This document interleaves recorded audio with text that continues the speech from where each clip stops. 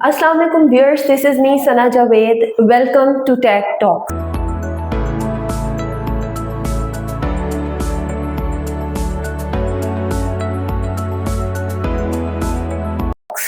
So first of all, I would like to introduce Sir Abdullah Sultani, who is the senior analyst and the CEO of Sultani Group of Industries.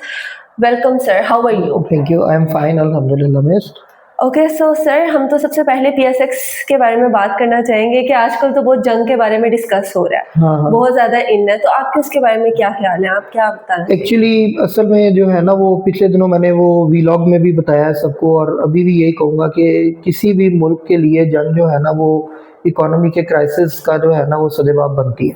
Exactly. अब ये है कि बिलफर्ज अगर जंग होती है, खुदा ना खास्ता, तो ज़ाहिर बात है तमाम मार्केट्स क्रैश करेंगी, बिजनेस डिस्टर्ब होंगे, सिचुएशन सारी ख़राब होगी। तो इसी सिनेरियो को मद्देनज़र रखते हुए इन्वेस्टर पैनिक कर जाता है। इन्वेस्टर पैनिक करता है इस चीज़ से कि पता नहीं है कोई हमला ना हो जाए, कोई इशू ना हो जाए, कोई लॉन्ग रन इशू ना चल पड़े, कोई जंग का मसला ना बन जाए। दैट्स वाई पीएसएक्स एक दफ़ा क्रैश भी हुई बहुत बुरे तरीके से, 4500 पॉइंट तक मार्केट नीचे गिरी, फिर 3800 3600 पॉइंट तक मार्केट अपनी जो है ना वो एक दफ़ा क्लोजिंग दी। उससे पहले कोई एक दिन पहले भी 1500 पॉइंट मार्केट गिर गई। तो देखते देखते ही ना मार्केट में से समझ लें कि 5-7 हज़ार पॉइंट निकल गया जी। तो वो जो एक था ना प्रॉब्लम, वो ऐसा लगा कि 1,11,000 पे इंडेक्स आ गया तो काम बड़ा खराब हो जाएगा। लेकिन फिर ऑब्वियसली गवर्नमेंट के कुछ बयान आए, कुछ चाइना ने इंटरवीन किया, कुछ अमेरिका ने इंटरवीन किया। उस इंटरवीन से हमें ये कंफर्मेशन हुई कि जी नहीं, कुछ नहीं होने जा रहा, कोई बड़ी प्रॉब्लम नहीं होने जा रही। तो इस वजह से फिर मार्केट के अंदर आपने देखा एक रीबाउंड था, और तकरीबन आप समझ लें कि 2500 से लेके 2900 पॉइंट तक मार्केट ने एक दफा प्रॉपर रीबाउंड दिया। और मैं सबको रिक्वेस्ट कर रहा था कि ये माल जमा करने का टाइम है। मैं कीप माय वर्ड्स, और जिसको कहते हैं रिमेंबर दैट वर्ड्स, के मैंने आप सब लोगों को रिक्वेस्ट की थी कि आप लोग हमें दुआएं देंगे अगर आप माल जमा कर रहे हैं तो। बिल्कुल। और व्यूअर्स को हमने ये भी काफी बताया है कि यानी कि आपने किस तरह इन्वेस्ट करना है, किस तरह थ्रू पॉडकास्ट और थ्रू व्लॉग्स। Exactly. तो जो मार्केट से निकल रहे हैं इस टाइम पे, उनके लिए आप क्या सजेशन? मैं कैटेगोरिकली रिक्वेस्ट करूंगा कि मार्केट छोड़ के जाना कोई बहादुरी नहीं है। इसी तरह आप लोग मार्केट के अंदर जो इन्वेस्टमेंट की हुई है उसको इन्वेस्टेड रहने दें।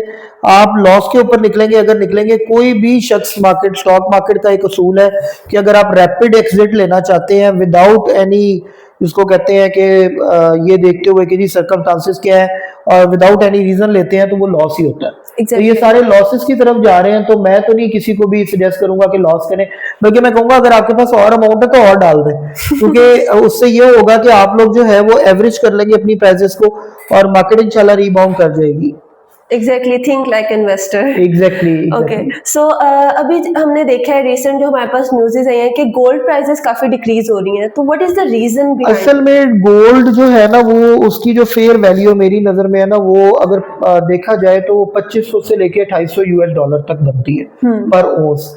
और उसमें अब ये हो रहा है कि गोल्ड जो है ना वो 3300-3400 यूएस डॉलर तक जो है ना वो प्रेडिक्ट भी हो रहा है, गया भी है, फिर उसके बाद जो है ना वापस आ गया। रीजन ये कि पहले आपको पता है अमेरिकन टैरिफ लगा, चाइना गोल्ड जमा कर रहा था। उससे पहले जो है वो अमेरिका और इसराइल की जो लोग हैं वो जमा कर रहे थे। आपको पता है यूक्रेन की जंग चल रही थी, यूक्रेन, और बल्कि अभी भी चल रही है रशिया की। तो उसकी वजह से गोल्ड जो है ना वो वाहिद एक फॉर्म है कि सॉलिड में है, आप किसी वक्त भी उसको इनकैश कर सकते हैं। तो वो इस वजह से वो धात है, तो हर बंदा उसमें इन्वेस्ट कर रहा है। दैट्स व्हाई गोल्ड की प्राइस राइज कर रही है। और आप एस्टॉनिश होंगे इस चीज से कि पाकिस्तान ने गोल्ड एक्सपोर्ट किया है, गोल्ड की प्राइस ऊपर जा रही है और पाकिस्तान में से जो गोल्ड निकल रहा है वो एक्सपोर्ट हो रहा है। तो ये चीजें जो है ना वो कैटेगोरिकली ज़हन में रखें। गोल्ड को मैं अगर सस्पेक्ट करूं थोड़ा सा, अगर मैं देखूं इन सारी चीजों को, तो मेरी एक्सपेक्टेशन जो है ना वो 3,30,000 से लेके 3,40,000 के दरमियान है, जो कि इस वक्त 3,72,000 3,60,000 के दरमियान चल रहा है। तो गोल्ड में मुझे अभी भी यही लग रहा है कि गोल्ड में से मुझे यही वाइब्स आ रही कि आहिस्ता आहिस्ता डाउनफॉल स्टार्ट हो जाएगा, और गोल्ड जो है वो भी तकरीबन 2800-3000 यूएस डॉलर के करीब आके स्टेक करेगा। Okay, so I was just going through the न्यूज़ेस, तो उसमें बता रहे थे कि इंडिया ने आईएमएफ के रिलेटेड कुछ कहा है, तो उसके लिए आपका क्या? असल में इंडिया एक बहुत बड़ी इकोनॉमी है, और वाकई अगर इसको हमें एक्सेप्ट करना चाहिए। 5 टाइम्स जो है उसकी आबादी हमसे ज्यादा है, 1.25 अरब की आबादी है। उसके बाद अगर मैं अपने व्यूअर्स को बताता चलो, इकोनॉमी बहुत बड़ी है उनकी, हजारों करोड़ की इन्वेस्टमेंट वो कर रहे हैं, उनके पास आ रही है। तो वो शायद समझते हैं कि हमारा इतना चलता है कि हम अगर आईएमएफ को कहेंगे कि पाकिस्तान के लोन्स को रिव्यूज कर लो, तो वो आईएमएफ फौरन भागा भागा आएगा कि नहीं जी इंडिया ने कह दिया तो हमें रिव्यू करना है। It's isn't like that. Pakistan भी एक बड़ी इकोनॉमी बनने जा रहा है और है भी। यहाँ पर जो है आईएमएफ के अपने इंटरेस्ट भी है, तो दैट्स व्हाई आईएमएफ की भी कुछ मजबूरी है और कुछ हमारी तो बहुत ज्यादा मजबूरी है कि हम आईएमएफ के प्रोग्राम को फॉलो करें। तो दैट्स व्हाई वो लोन रिव्यू करने वाला जो एक हाइप क्रिएट की जा रही है कि इसका मार्केट इंपैक्ट लेगी, तो मैं अपने व्यूअर्स को बता दूं कि बिल्कुल परेशान नहीं होना, इसका कोई इंपैक्ट नहीं आएगा। और इंडिया के कहने से आईएमएफ लोन ना देता है और ना ही जो है ना इंडिया के कहने से रोकता है। सो जो मॉनेटरी पॉलिसी आ रही है आगे, उसके बारे में क्या व्यूज हैं? असल में 5 मई को मॉनेटरी पॉलिसी रिवाइज होने जा रही है। पहले इंटरेस्ट रेट जो है वो 12 से 11% के करीब करीब है, और अभी जो मेरी नजर में तकरीबन कोई 50 बेसिस पॉइंट या 100 बेसिस पॉइंट रिवाइज होगी। और मुझे एक्सपेक्टेशन ये है कि तकरीबन 11.5 और 12% के करीब करीब जो है ना यहाँ पे ही रखेंगे। इससे नीचे मॉनेटरी पॉलिसी अभी नहीं जो है ना रिवाइज की जा सकती, ना इंटरेस्ट रेट जो है ना वो डिक्रीज किया जा सकता है। तो इसको थोड़ा आपने कैटेगोरिकली ध्यान में रखना है। इसका मार्केट इंपैक्ट भी लेगी और नेगेटिव इंपैक्ट लेगी अगर रिवाइज नहीं होती तो इसको आपने कैटेगोरिकली ध्यान में रखना है। 5 मई से पहले पहले थोड़ी प्रॉफिट टेकिंग कर लें, लॉस बुक ना करें लेकिन प्रॉफिट टेकिंग कर लें। अगर मार्केट इंपैक्ट लेती है तो निचले रेटों पे आपको दोबारा माल मिल जाएगा। ओके, सो मेरा नेक्स्ट क्वेश्चन है शेयर स्प्लिट होने के रिलेटेड। कुछ शेयर स्प्लिट हो गए और कुछ होने हैं, जैसे लकी अच्छा उसमें ऐसा है कि जैसे लकी सीमेंट था, लकी सीमेंट हमारी एक्सपेक्टेशन थी कि वो तकरीबन इसको 50% पे स्प्लिट कर रहे हैं। 1400 रेट था और इसको हमने एक्सपेक्ट किया था कि 700 पे खुलेगा, लेकिन उन्होंने पर शेयर के अगेंस्ट 4 शेयर लोगों को दे दिए हैं। अब जिसके पास 1000 शेयर लकी के पड़े थे और 1400 रुपया जब रेट था, तो समझे 14 लाख के 1000 शेयर बनते हैं। मैं मिसाल के तौर पे अपने व्यूअर्स को समझा रहा हूँ। तो उन्होंने क्या किया कि लकी का रेट जो है वो 350 कर दिया, और जिसके पास 1000 शेयर थे उसको 4000 शेयर दे दिए। तो उसका लॉस नहीं हुआ, लेकिन लकी ने मार्केट में शेयर्स और डंप कर दिए, स्प्लिट कर दिए। उसकी वजह ये हुई है कि एक तो लकी सीमेंट की जो ट्रेड है और जो वॉल्यूम है वो बढ़ जाएगा। अगर आपने इन्वेस्ट करना हो 1400 रुपए वाले शेयर में, तो आप थोड़ा रिस्क फैक्टर ध्यान में रखेंगे, अमाउंट देख के आप उसमें जो है वो इन्वेस्ट करेंगे। लेकिन अगर 300 वाले शेयर में इन्वेस्ट करना हो तो आप कहेंगे चलो कोई बात नहीं मैं इन्वेस्ट कर देता हूँ, तो सबको मौका मिलेगा। इसी तरह थल सीमेंट है, वो भी स्प्लिट होने जा रहा है, उसकी भी न्यूज आई है।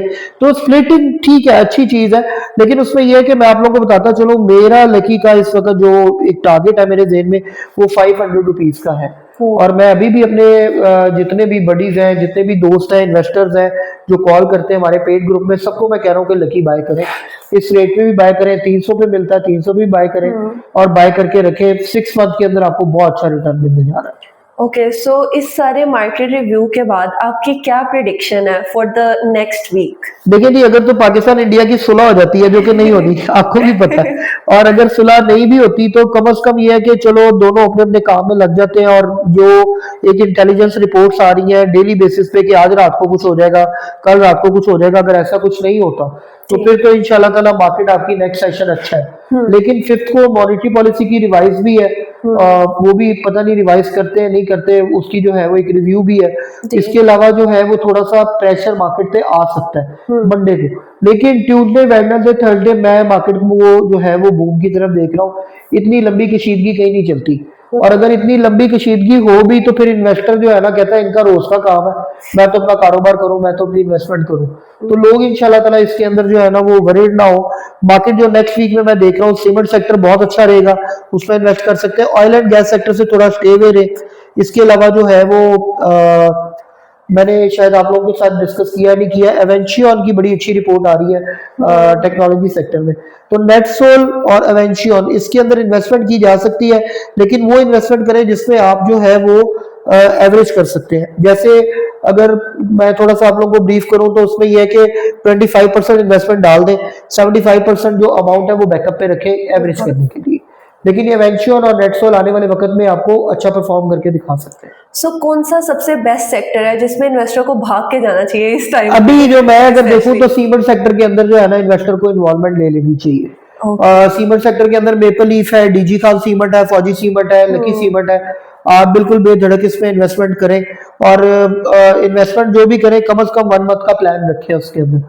तो इंशाल्लाह ताला जो है वो आने वाले वक्त में आपको बेटर रिटर्न दे सकता है सीवर सेक्टर। ओके, सो सबसे एंड पे आप क्या हमारे जो व्यूअर्स हैं उन्हें क्या सजेशन देना चाहेंगे? मैं अपने व्यूवर्स को कैटेगोरिकली बार बार रिक्वेस्ट करूंगा, पहले भी कर रहा हूं कि काइंडली जो है वो आप लोग जो है वो अपना लॉस बुक ना करें, मार्केट को थोड़ा टाइम दें, और बेशक से मार्केट से थोड़ी देर के लिए नजर हटानी है हटा लें, मार्केट देखना छोड़ दें अगर मार्केट डाउन आती है और बहुत ज्यादा क्रैश करती है। तो मेरा मशवरा यही है कि लॉस बुक ना करें। If you book the loss, तो फिर अगर बुक करना है तो उसके लिए मैं एक छोटी सी सजेशन देता रहूंगा, फिर निचले रेटों पे वही माल दोबारा जमा करें ताकि आपको जो एक लॉस की मिनिमाइज हो जाए, और जब वो रिटर्न मार्केट रिकवर करे तो आपको एक बेस्ट रिटर्न मिल सके। Okay, so that's all from my side. Thank you very much. मैं व्यूवर्स को इनवाइट भी करूंगा कि हमारा लाहौर स्टॉक एक्सचेंज में हम लोगों ने अपना ऑफिस भी स्टार्ट कर लिया है टीम टैक ने। We are working for you also and for our clients also. हम पोर्टफोलियो मैनेज भी कर रहे हैं और अच्छा रिटर्न आप सब लोगों को दे भी रहे हैं। अकाउंट आपका होगा, पैसा आपका होगा, कंट्रोल आपका होगा, लेकिन मैनेज हम कर रहे होंगे। तो यहाँ पर साउथ टावर में रूम नंबर 212 है, ऑफिस नंबर 212 है। You can visit us and you can call us also.